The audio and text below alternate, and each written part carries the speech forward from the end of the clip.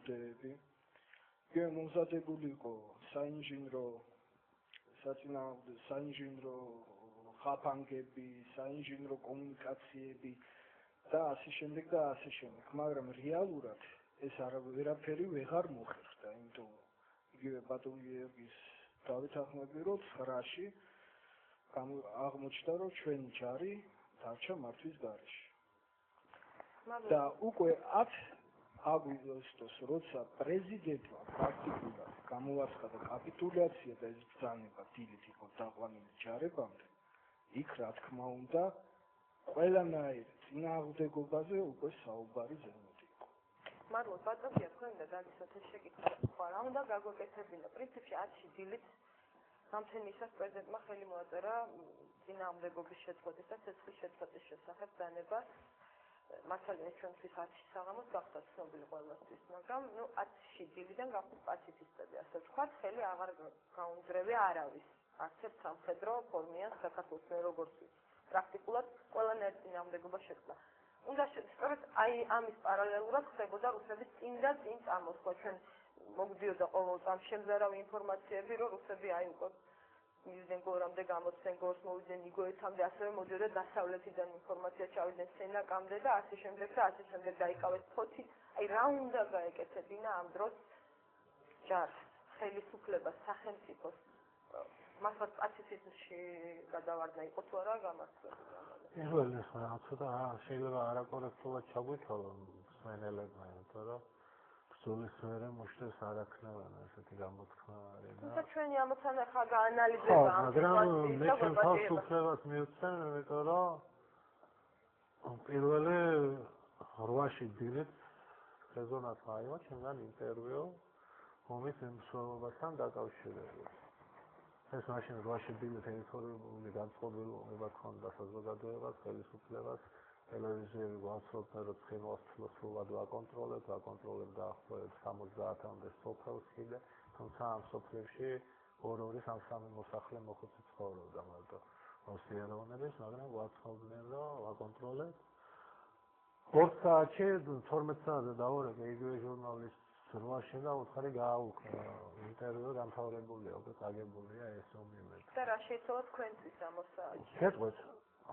გაუგვერდა ჟურნალს გადასცა ეგრევე ტელეფონით უღოს მაშინ და ბატონობიო რატო იზახეთ რა და მე ზუსტი ინფორმაცია აქვს მოვლენების განვითარების 8-ში თვას პირველი საათი იყო და ეს მოხდებოდა დარბაზში თოვში და ალბათ დამეთახმებოდა ტელეფონზე რა ვთქვა მე მგონი არასწორი ინფორმაცია ჯერ წინასწარი კი არ ქონდა უკვე მოვლენების განვითარება სავარაუდო ხასიათი უკვე მიგონიშნებდა რომ ჩვენ ამ მომს ძალიან მალე უკვე შემოგვიტრიალდებოდა ეს არასწორი ნაბიჯები მარცხისკენ და უგეუნეთ გაუკვირდა კიდევ უბრალოდ ყველა არასწორი ინფორმაციები აქვს ყველაფერი კარგად არის იქითკენაც ხემალისკენ ახლა რა განაპირობა ჩემი ასეთი ხედვა რა განაპირობა ის რომ ჩვენ ვიზახით პოლიტიკურ ნაწილზე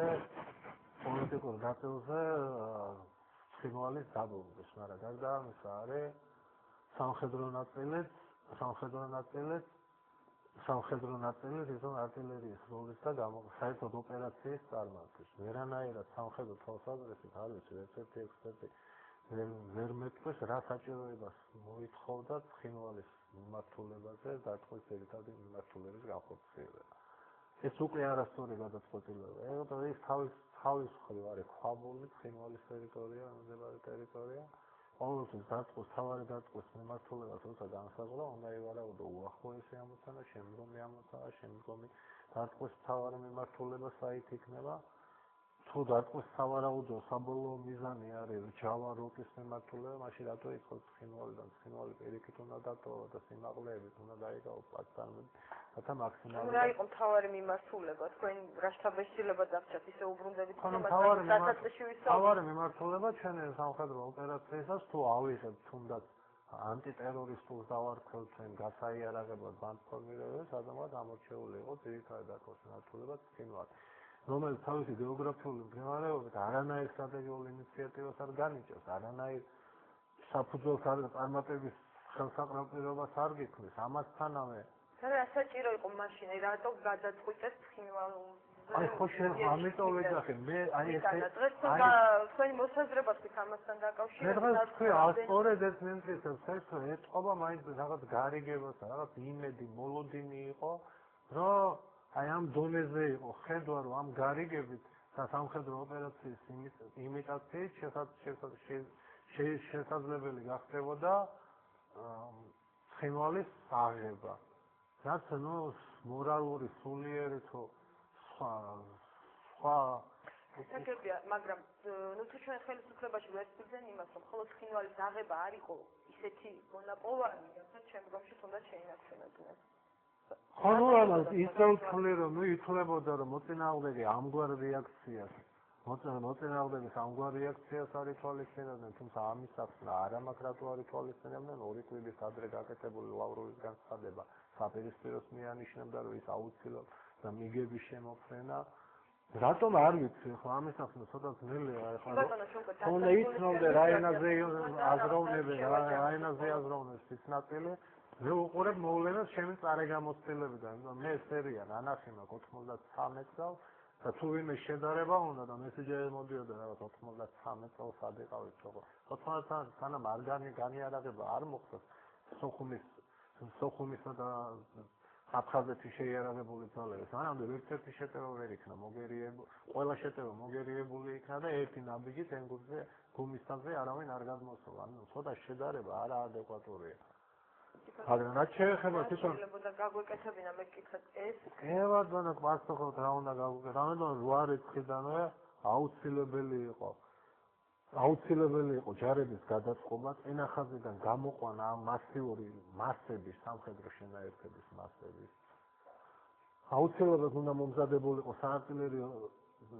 საარტილერიო და ავიაცია მომზადებული უნდა ყოფილიყო იმისათვის რომ წინახაზი უსაფრთხო ხაზი რომლის იქითაც არ გადმოვიდო და მოწინააღმდეგის შენაერთების ზაგრადი ცეცხლი ქვია ამას როგორ არის ზაგრადი გადამღობის ცეცხლის ხობის შექმნა აუცილებლად რომელიც არ დაუშვებდა წინ გადაადგილების საშუალებას აუცილებლად საინჟინრო დანაღმვითი სასანგრო ფორტიფიკაციული ნაგებობების მშენებლობა ტრაქტორების მობილიზაცია და მთლიანად რაღაც თავდაცვითი ზღუდის მშენებლობა ძალიან საინტერესო ფაქტი მინდა გითხრათ ხო მიზანი ის რომ თუნდაც აქეთ არ გადმოწყდა შეტევის შემდგომი განვითარების საშუალება რომ მოეწყო და შეეძლო თუ დააკვირდით რუსებმა ფოთში როგორი მიწის თავდაცვითი ზღუდი ააშენეს ანუ ესეც უნდა აგვეშენებინა აი მაგას გენერალურ შტაბს მივიყვანდი და სურათს გადავაღებინებდი ისწავლეთ როგორ უნდა შექმნას თავდაცვითი ზღუდეები თუ კი აი ეს ერთი ასეული უფრო მეტი ეფექტი გააჩნია ვიდრე 5 ბრიგადას რომელიც გადადა მადლობთ ბატონო ირაკლი შეგვეძლო თუ არა ჩვენ ის მაინც გაგვეკეთებინა რომ კონფლიქტის ზონას არ გადმოცილებოდნენ რუსები და უშუალოდ და ის უნდა თავდაცვითი ზღუდეები აგებოდა საქართველოს დანარჩენი საქართველოს მოსახლეობა არ დამდგარიყო ესეთი საფრთხის წინაშე როდესაც პრინციპში ყველა უკვე უშვებდეს 50%-იანი მინიმუმ ალბათობით რომ შესაძლოა თბილისში ტანკები მდგარიყვნენ. მშვენიერდეს თუ არ ამშვენიერდეს. ბატონოგია მამაზე დეტალურად ისაუბრა ასევე შეეფინ ჩვენი კოლეგები მე მინდა უბრალოდ დაუბრუნდე ჩვენ დავწერთ ძალიან ცოტა და მოდით მოკლედ და მე რა უნდა გაკეთდეს მომავალში ბოლოს მინდა ყველა და შეტევა ცხინვალზე. სავარაუდოდ არსებობდა ორი გეგმა, ეს იყო ერთი ცხინვალის მიმართულებით, მეორე ჯავისა და როკის გვირაბის მიმართულებით. ცხინვალის აღების შეიძლება დავარქვათ გეგმა იყო ისე რომ იქ უნდა შესულიყვნენ ჩვენი პოლიციის სპეცრაზმი და მაქსიმალურად მოკლე ვადაში უნდა დაემთავრებინათ ცხინვალის საკითხი. ამის შემდეგ ხდებოდა პარალელურად წარიმართებოდა ბრძოლები ჯავისა და როკის გვირაბის მიმართულებით და სწორედ ამ მომენტში ჩვენმა სამხედრო შტაბმა დაუშვა შეცდომა ვინაიდან არ არსებობდა სხვა გეგმა. როდესაც ცხინვალის აღება ეს განაშლების გაზრდა ვერ მოახერხეს, ფაქტობრივად საჭირო გახდა უკვე ბრიგადების შემოტრიალება, რომლებიც უკვე გეზი ქონათ აღებული ჯავისა და როკის მიმართულებით, მათი შემოტრიალება მოხდა და დამატებითი შეტევა განხორციელდა ცხინვალის მიმართულებით. ამის შემდეგ უკვე მთელი სტრატეგია დაინგრა. და უკვე აღარ არსებობდა ომის დროს მე ამას დაემატა ბატონოგია ისაუბრა. გეგმა A, გეგმა B, გეგმა C არსებობს ხოლმე თუ როგორ არის? ძალიან მაინტერესებს.